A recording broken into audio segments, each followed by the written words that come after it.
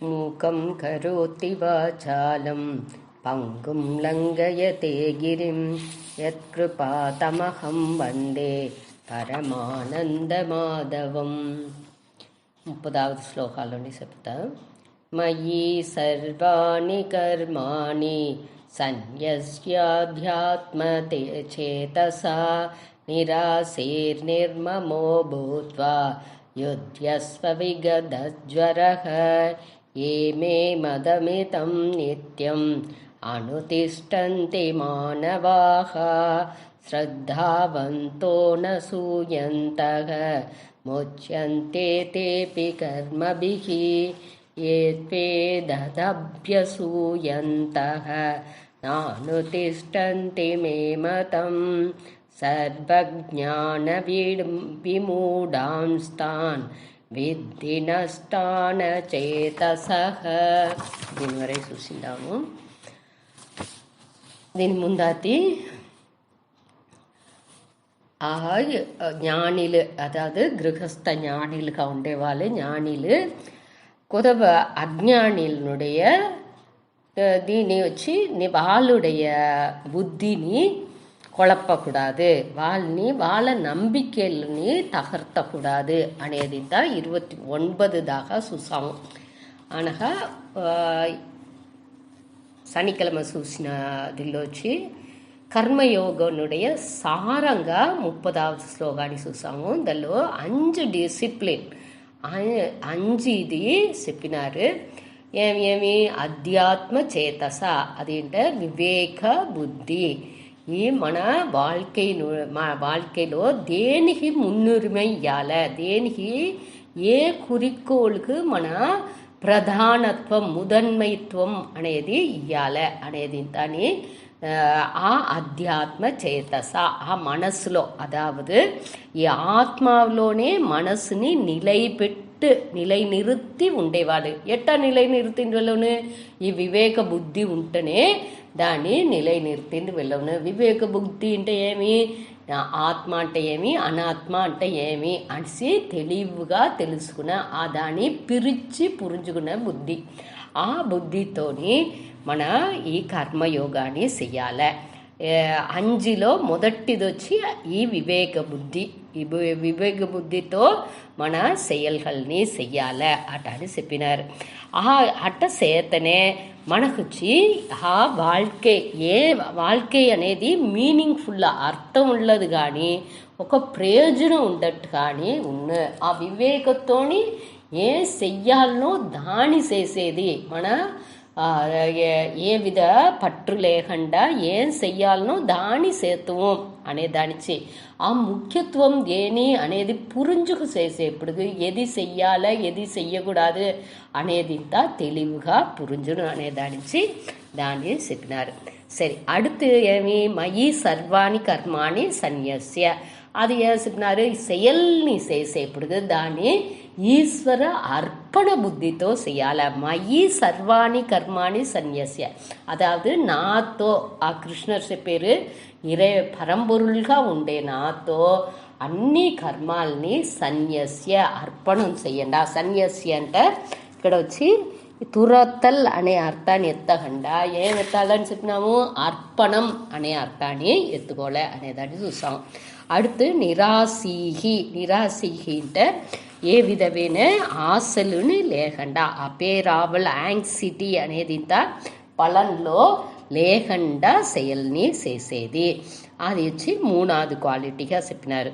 ఇదిలో మన வாழ்க்கைలో వచ్చి మన అదిట్ట బలం లేకుండా అనేప్పటికి திட்டமிடுதல் అనేది ఉండాలనే తవిர ఆ திட்டமே మన செயல் புரிஞ்சேప్పుడు ఏం బలం వచ్చినో దాన్ని పற்றி మన యోచించకూడదు. అట్ట యోచితేనే ఆ వర్తాలు దానించి ప్రాబ్లం, అయ్యో నడుచునో నడాదో ఏమవును అనేది ఇంత ఆ ఎన్నాళ్ళతో వచ్చింది ఆరంభించును.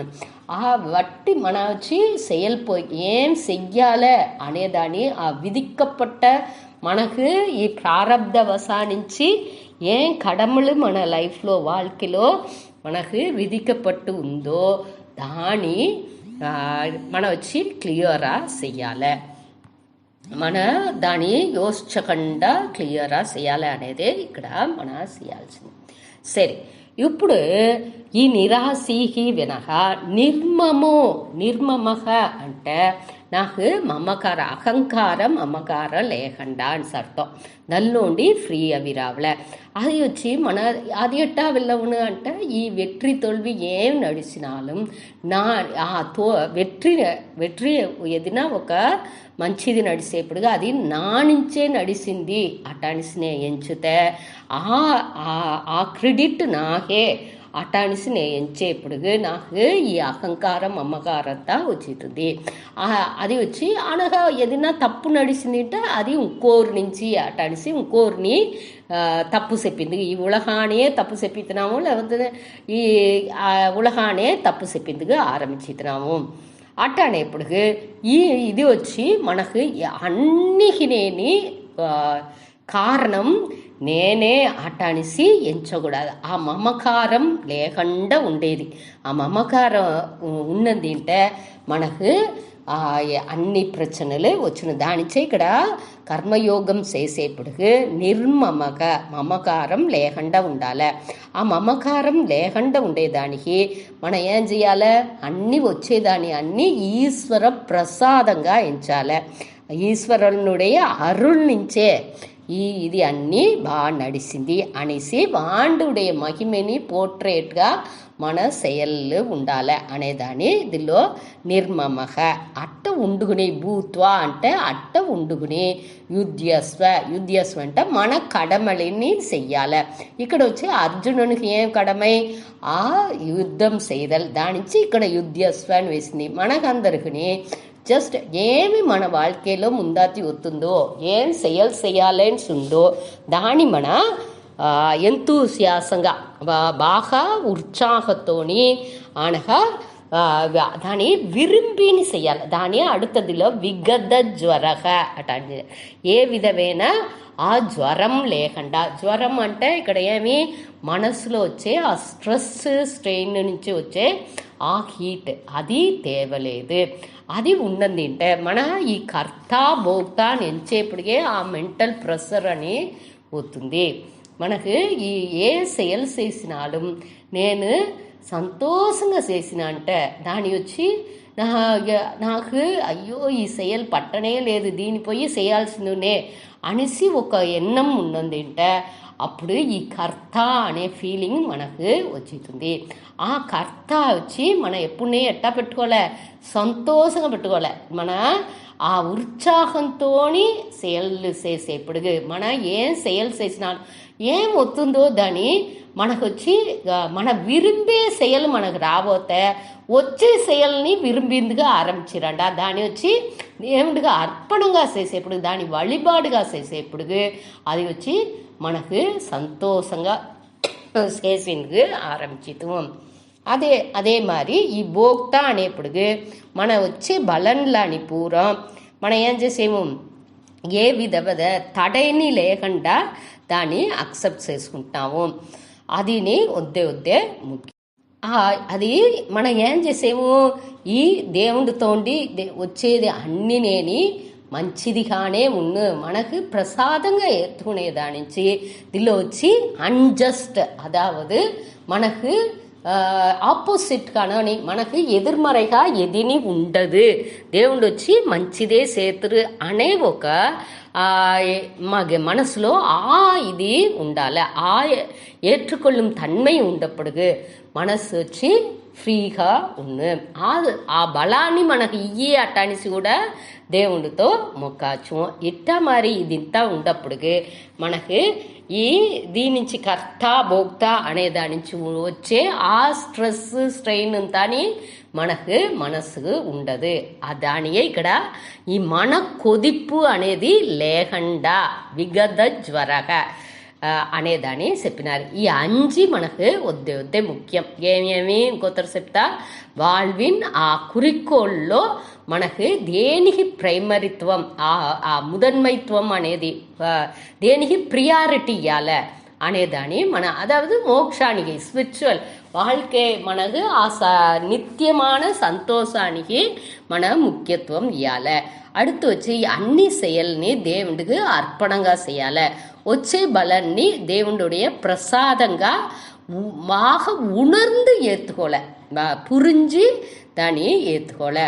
அடுத்து మనకు అన్ని ఏం మంచిది నడుతున్నాலும் అది వచ్చి మంచిదో చెబ్బరదో అన్ని ఇறைவனுடைய అరుள் గ్రేస్, దేవుడుடைய గ్రేస్ అరుள் నుంచే అటాడిసి దాన్ని పణివుతోని దాన్ని పోట్రాలే.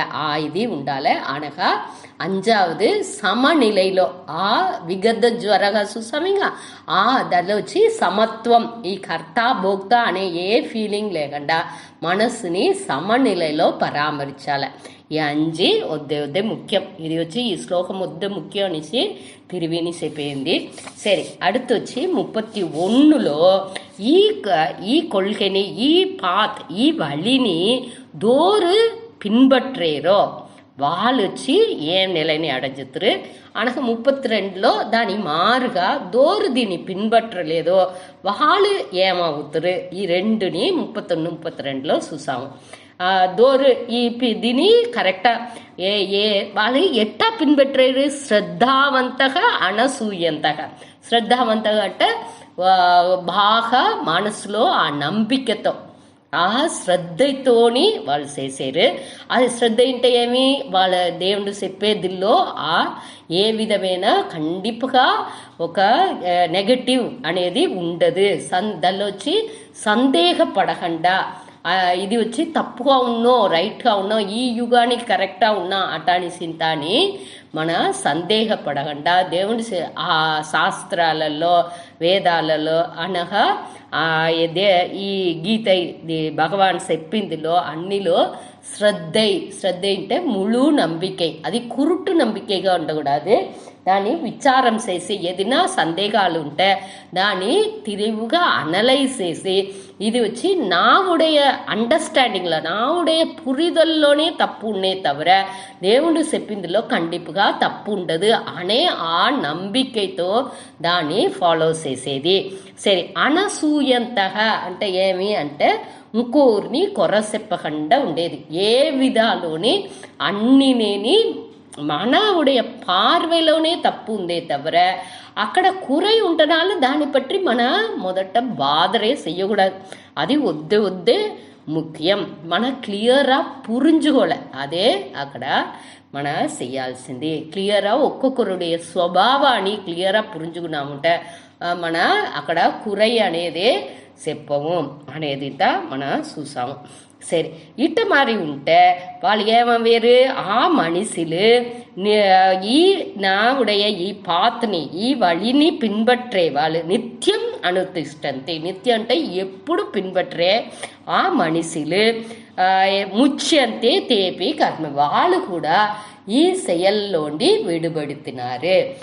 వాళ్ళకి ఏమవును, వాళ్ళు చిత్తశుద్ధిని అడంజి అనగా జ్ఞానయోగ ప్రాప్తి, అవి గురు ప్రాప్తి జ్ఞానయోగ ప్రాప్తి అవి వాళ్ళు మోక్షాన్ని అడంజుతారు. క్రమేణ ముறைப்படி దాన్ని అడంజుతారు అనేదే ఈ 31లో చూసాము. 32లో దీనికి మారుగా దీన్ని పిன்பற்றని వాళ్ళు, నావుடைய ఈ వழிని పిன்பற்றని వాళ్ళు అభ్యసూయంతగా అంటే కురై చెప్పుతా ఉండేవాళ్ళు. నిందించి ఈ శాస్త్రం ఈ యుగానికి సరిగా రాదు, వీళ్ళు చెప్పింది ఎట్టా సరిగా వచ్చును, అది ఆ కాలాల్లో చెప్పింది ఈ కాలానికి ఇది ఇంత సూట్ అవ్వదు అట్టాని సింతాని అన్ని కురై చెప్పేది అనగా అట్ట ఉండేవాళ్ళు. సర్వజ్ఞాన విమూఢాన్. అది వచ్చి అన్ని జ్ఞానాన్ని అన్ని విధాలోని నల్లరివి అన్నినేని మళింగిపోయిన వాళ్ళు అట్ట ఉండేవాళ్ళు. నష్టాన్ అచేతసహ, ఈ వివేక బుద్ధి లేకుండా పోయి వాళ్ళు ఈ வாழ்க்கைనే వీణడిచితున్నారు అట అనేసి అర్థం. విద్ది అనేసి నువ్వు తెలుసుకో. అదావది ఈ కర్మయోగం నేను చెప్పిన దీన్ని దోరు ఫాలో చేయలేదో ఎట్టా చెప్పకుండా క్లీన్ ఆ శ్రద్ధతోని కొర చెప్పకుండా అంటే ఏమి కొర చెప్పని వాళ్ళే శ్రద్ధతో ఉంటారు. ఇక్కడ వీండు ఏం చేసిపోయిండు, వీండు ఈ అజ్ఞాని మూడని ఏం చేసేయండు, కొర చెప్పుకుంటా ఉన్నాడు. దానిచ్చి వాడికి வாழ்க்கை అనేది నష్టం అవుసును, ఇది వీణా పోను. వాడు వచ్చి కరెక్టా ఏ செயல்ని ఎట్టా చేయాలో అట్ట చెయ్యకుండా పోయేప్పుడు వాడుడే வாழ்க்கையே వీణవుసును అనేదాన్ని ఇక్కడ